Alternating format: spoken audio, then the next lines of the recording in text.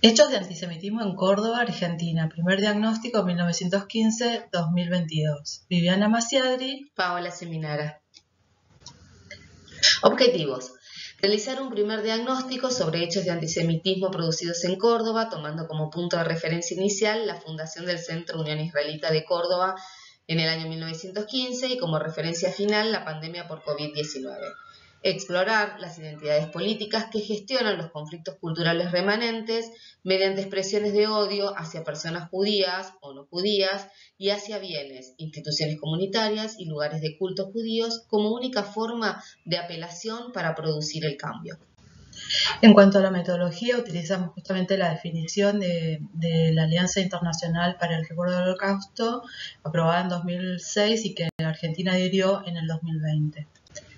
Las fuentes que utilizamos son definiciones justamente de la Alianza Internacional, después leyes, documentos gubernamentales, prensa, informes de antisemitismo, libros conmemorativos, papers y estudios sobre genocidio que están detallados acá en esta. Bien, en cuanto a cómo abordamos nosotros este estudio, para eso tuvimos que periodizarlo y nuestro primer periodo es entre 1935 y 1967, especialmente porque durante la década del 30 hubo una gran ola de inmigración judía de Europa del Este que posteriormente se vio acrecentada cuando llega Adolf Hitler en el 33 al poder. Entonces, entre este año, 1933 y 1945, arribaron a la Argentina aproximadamente 45.000 refugiados judíos, la mayoría de manera irregular. ¿Por qué irregular? Bueno, porque hubo una circular secreta firmada por el canciller José María Cantilo, que ordenó a los cónsules argentinos en Europa negar visados a indeseables o expulsados, lo cual afectó a los ciudadanos judíos de ese continente.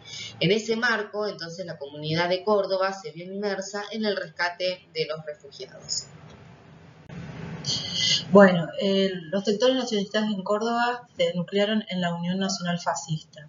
Liderada por un profesor de filosofía llamado Nimio Juan Manuel de Anquín, la rama cordobesa del Partido Fascista Argentino se unió a los sectores locales de la Legión Cívica Argentina y de la Acción Nacionalista Argentina para formar el Frente de Fuerzas Fascistas de Córdoba, que bregó por la ruptura del Partido Fascista Argentino para nuclear en Córdoba las bases, conocido en sus inicios como Fascismo Argentino de Córdoba y luego como Frente de Fuerzas Fascistas, logró la incorporación de un sector de la Acción Nacionalista Argentina, consagrándose definitivamente en 1936 con el nombre de Unión Nacional Fascista. El 17 de octubre del 45, conocido y reconocido como el Día de la Lealtad Peronista, las instituciones judías de Córdoba sufrieron un atentado mediante un artefacto explosivo. Donde funcionaba el Banco Israelita de Córdoba, fueron dañados sus instalaciones y otras instituciones también. 10 años después, en 1955, cuando la comunidad estaba festejando el Año Nuevo Judío, también eran los tiempos del golpe de Estado que había derrocado al presidente Juan Domingo Perón.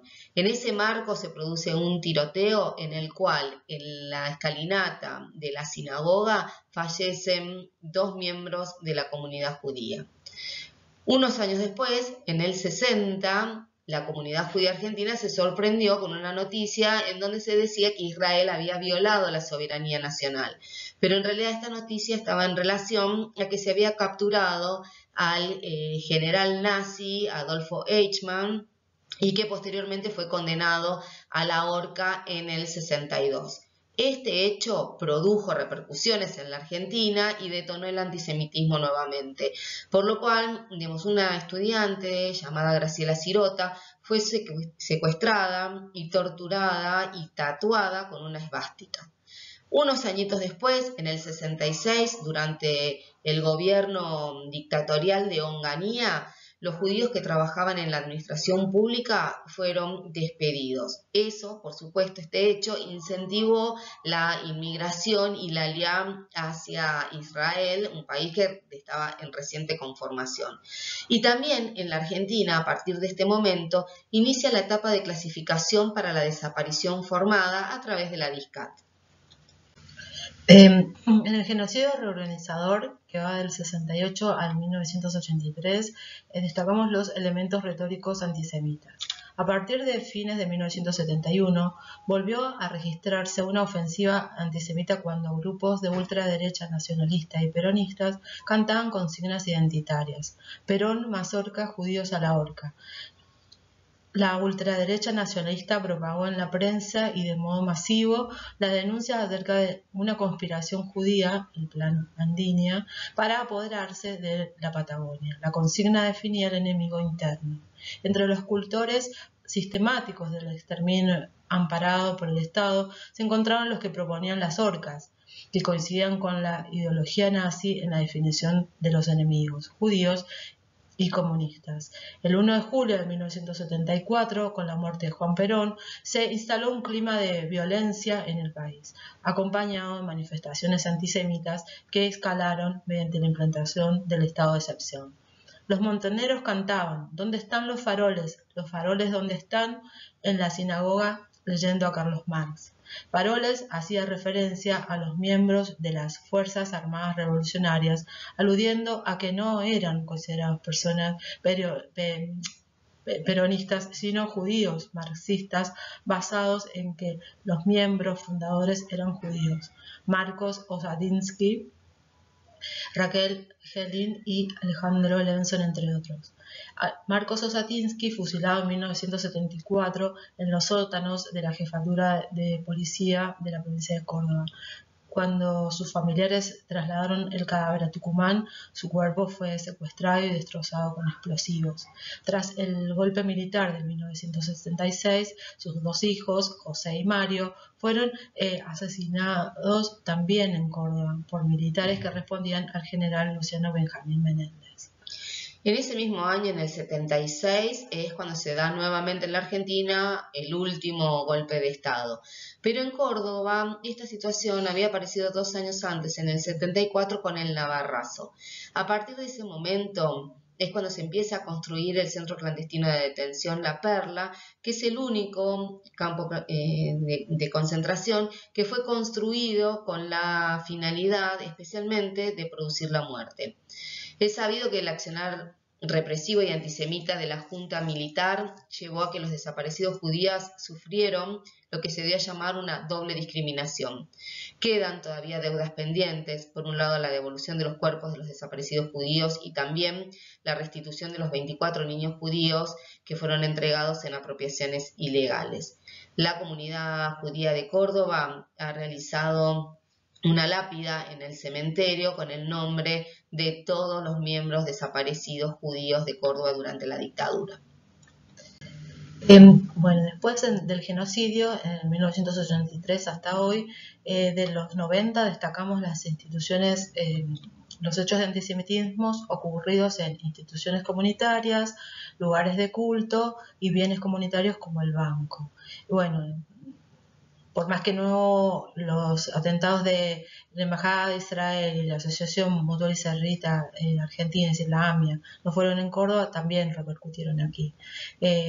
Bueno, aquí hubieron hechos de antisemitismo en el cementerio en el 96 y el Banco Israelita de Córdoba fue cerrado compulsivamente en 1999. Luego, ya entrado el siglo XXI, los análisis de los hechos de antisemitismo se enriquecen mediante la revisión de los informes anuales sobre antisemitismo en Argentina, que llenan un vacío estadístico de suma relevancia para la prevención de los delitos de odio. En esa gráfica, la figura, se puede apreciar el número de denuncias en Córdoba del periodo 98 al 2021 en comparación con el número de denuncias de pintadas judeofóbicas vinculadas con el conflicto de Medio Oriente. Allí hay una explicación breve. Bueno, cuando uno ve cuáles fueron los hechos durante esta etapa, principalmente rescatamos o tomamos aquello que se dio durante un partido de fútbol en donde las hinchadas sacaron banderas con esvásticas en la tribuna y posteriormente, digamos, se comenzó a trabajar especialmente como una forma de educar, concienciar y promover los valores de convivencia en la diversidad, invitando al club de este partido de fútbol, digamos, a adherir a la definición de antisemitismo de la IRA.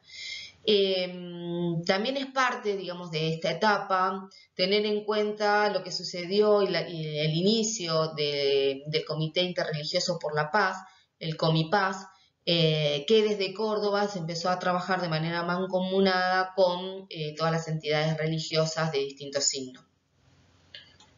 Bueno, en cuanto a modo de cierre, tenemos que destacar que en esta investigación utilizamos como marco la definición de la Alianza Internacional para el Recuerdo del Holocausto. Hay que destacar que los responsables de varios países en abordar el antisemitismo han dejado en claro que el antisemitismo es una problemática que atañe a toda la sociedad y no solo a la población judía. En las Américas, además de la Secretaría General de la OEA, la definición ha sido adoptada por Argentina, Canadá, Guatemala y Uruguay y varios gobiernos subnacionales de dichos países y también en organizaciones civiles.